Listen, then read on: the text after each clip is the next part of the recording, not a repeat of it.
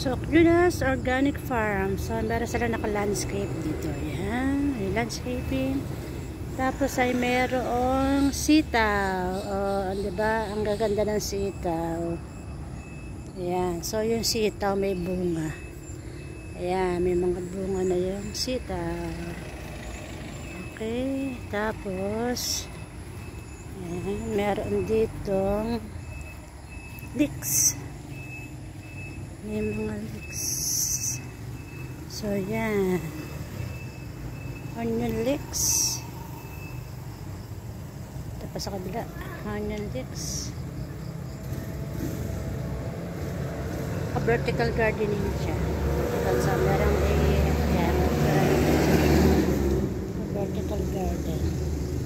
Ito natin dito.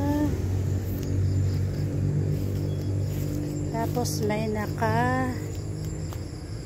mulch na eggplant. May eggplant. Ayan. May mga naka-nursery.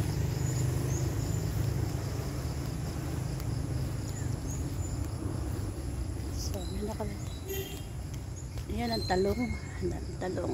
Talong. Tapos, nakalagay ay performance of grafted tomato. Solanium lycopersicum under the control environment. Ganun.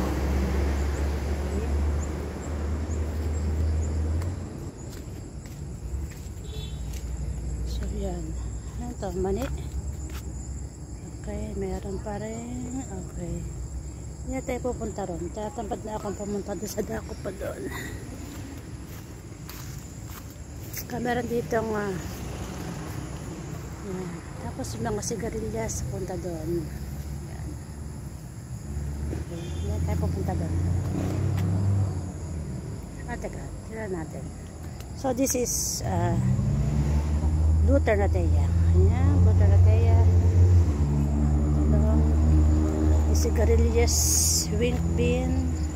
So ina daw, ano to, bahay kubo, may mani. Yan. Tapos meron doon sa nursery na para mga pechay. Ayan. So ito ay nakalagay dito, nakatibay.